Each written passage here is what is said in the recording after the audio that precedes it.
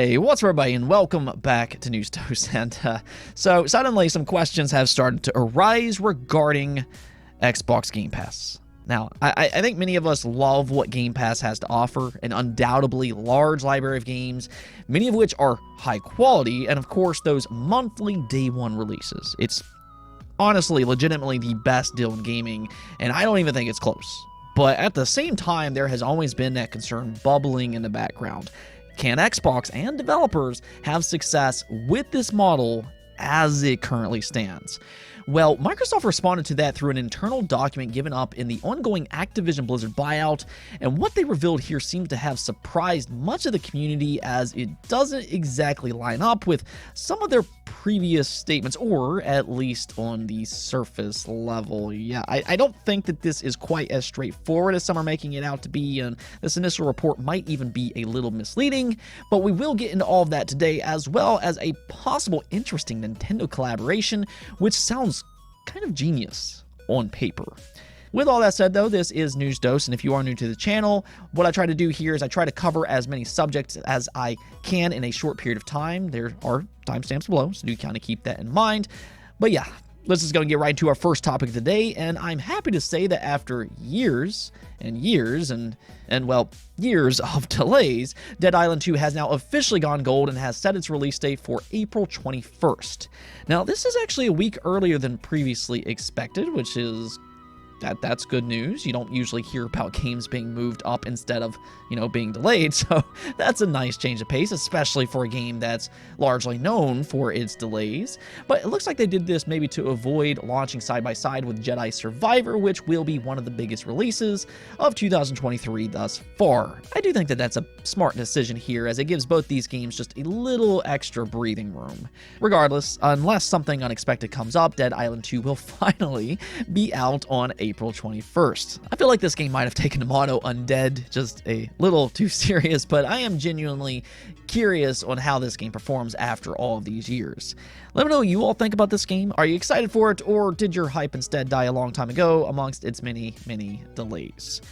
Oh, and here's something really cool that's happening. A massive Psychonauts 2 documentary is now up on YouTube, and when I say massive, that's not an understatement or an exaggeration here. This is a 32-episode documentary that spans 22 hours. I actually got an email about this last week, as they sent this out to supporters first, but it looks like it is out for everybody now, and I'll just go and read what the email says here. That way you'll have an idea as to what all it entails.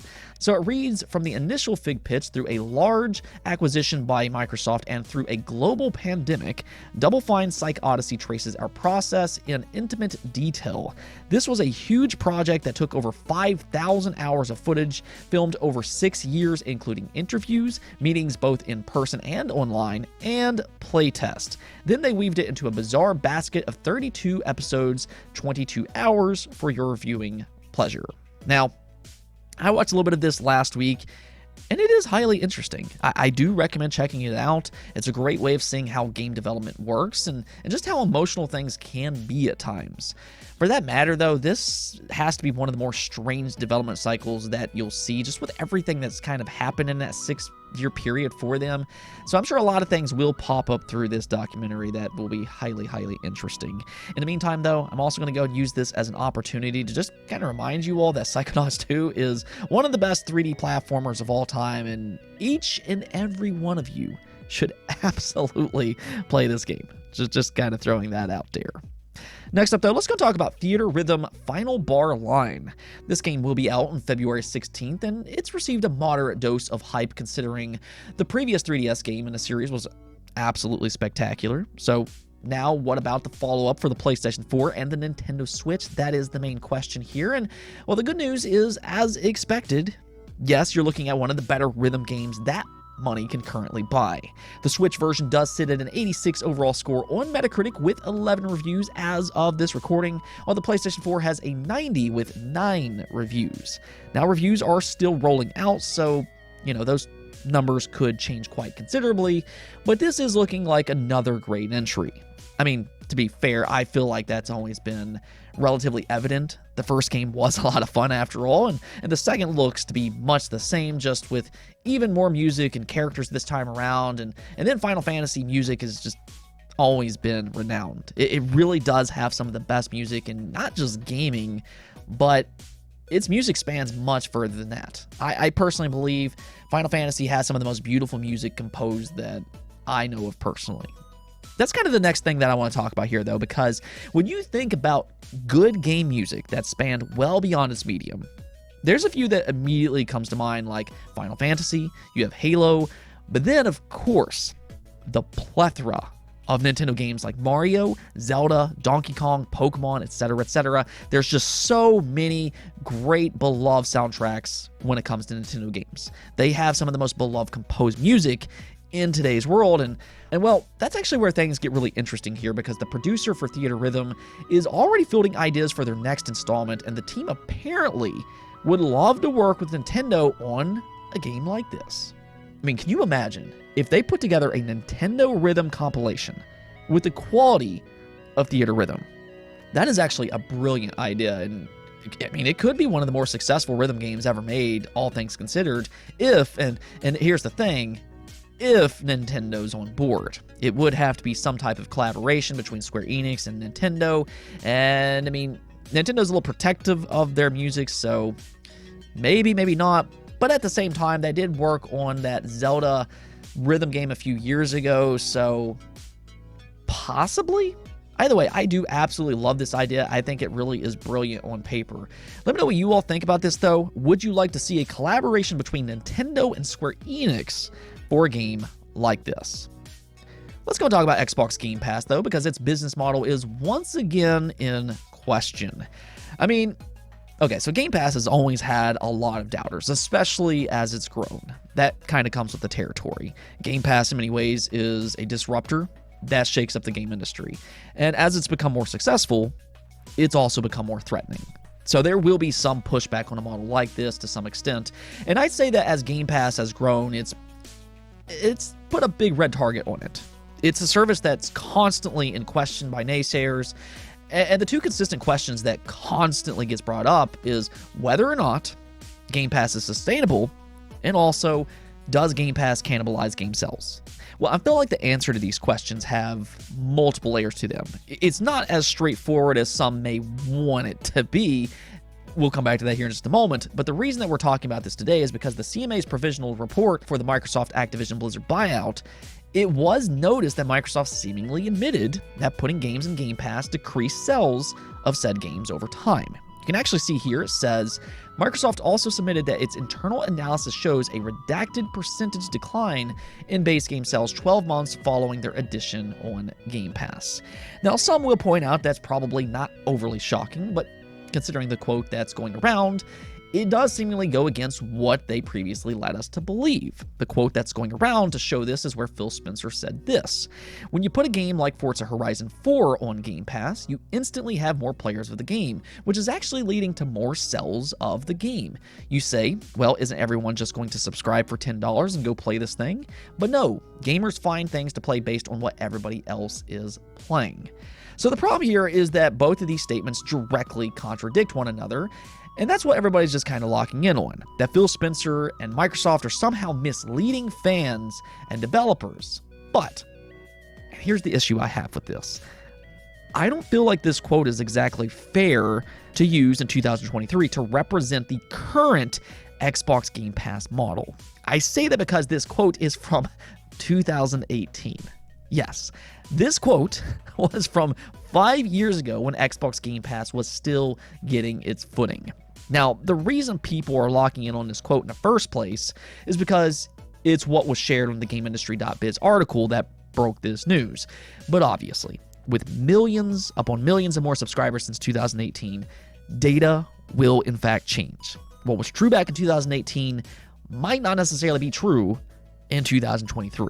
It's a constantly evolving service. I probably shouldn't have to point that out, but that's why I feel like this was an odd quote to represent Microsoft, quote-unquote, contradicting themselves. There's actually been a lot of updates on Xbox Game Pass numbers since 2018 that would have been better used here. But hey, it is what it is. I guess you don't get as many clicks that way because it doesn't sell your story quite the same way. We need to sensationalize the story a little bit more, right? But we're not going to do that on this channel. Instead, we're going to take a look at some more recent statistics for Xbox Game Pass. They did, in fact, share a video last year to talk about why developers might want to utilize the Xbox Game Pass model, and it does also have some stats in it. I do recommend watching the full video yourself. I will leave a link in the description below, but ultimately it boils down to basically 4 different categories. The first of which is maximizing your reach for a new game launch. Maybe you want to increase the word of mouth for a new game, and Xbox Game Pass has proven to be a great driving force of increasing awareness for new games.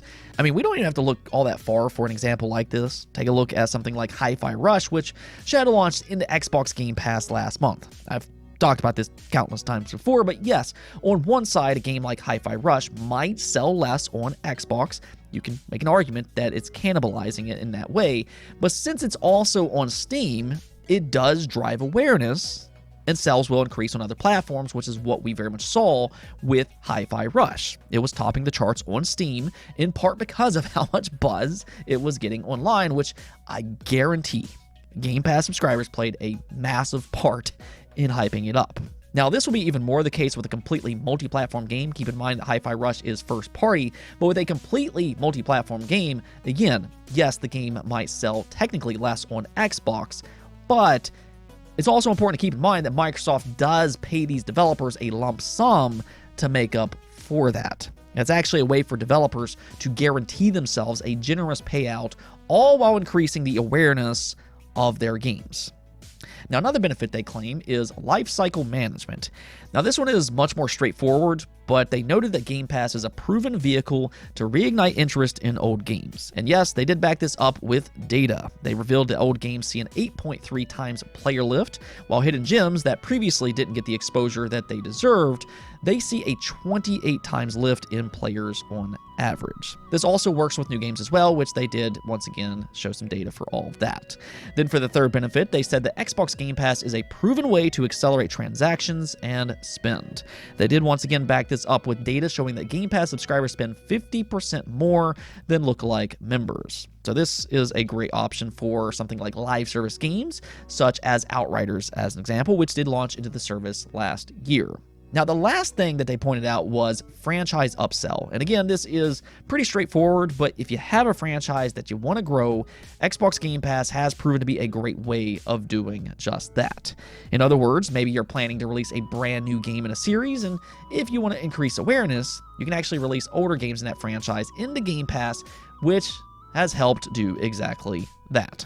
So those are 4 benefits that comes with releasing your games into Xbox Game Pass. In fact, we've seen developers praise Game Pass for how it's helped their games. So this report talks about cannibalizing games. And if you look at it on the surface, yes, you can make the claim that's true to an extent.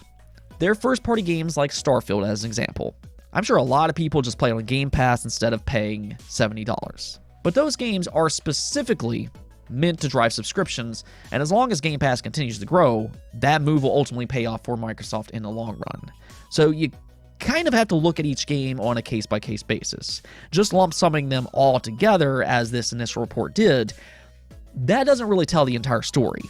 Now, as for Microsoft, though, and the looming question of whether or not Game Pass is sustainable, I feel like this question is just going to continue on and on and on, but it was discovered last year that Game Pass accounted for $2.9 billion in revenue in 2021, which makes up 18% of the revenue for the Xbox business. And even before that, I'll just kind of leave you all with this quote from Phil Spencer back in 2021. These are some of the more recent updates that we currently have. He said here, "I know there's a lot of people that likes to write, we're burning cash right now for some future pot of gold at the end. No, Game Pass is very, very sustainable right now as it sits, and it continues to grow." So you can kind of believe what you want here, but there you go. Let's go take a look at the poll of the day, though, where I asked you all, are you getting PlayStation VR 2 later this month when it releases? And as you can see here, the vast majority, being 89%, said no, while only 5% of you said yes. Now, I absolutely expected the majority to say no here, just simply because VR is by all means still niche and has yet to truly break into the mass market. But at the same time, I feel like with PlayStation VR 2 specifically, it's getting less buzz than I initially thought it would. I've not really seen much hype for it up to this point, and there's probably a few reasons for this. One is the cost. It is $550, and that's in addition to buying the PlayStation 5 for $500 or $400, depending on if you got that digital model. And while it appears to be a premium product in terms of specs, the cost still might be a little too high for consumers.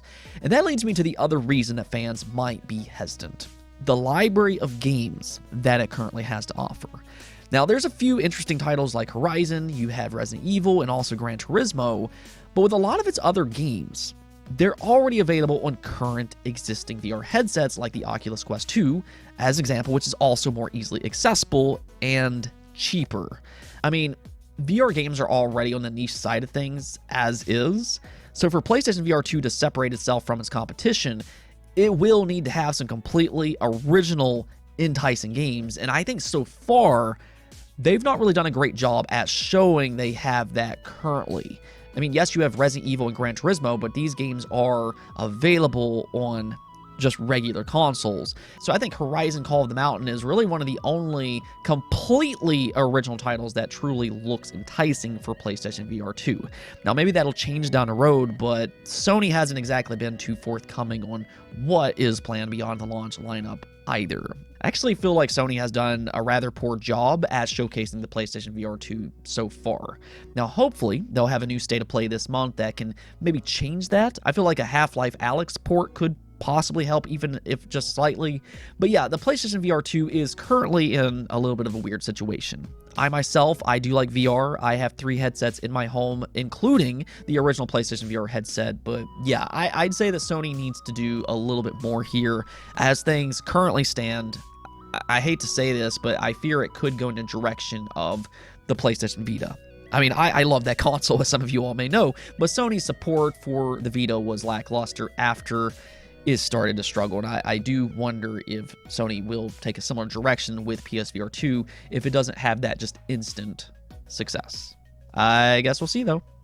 Anyways, though, that's it for this episode, but if you liked the video, don't forget to bell notification and subscribe button for more content just like this. Also, if you'd like to support the channel through Patreon, thank you for making this content possible. Peace out.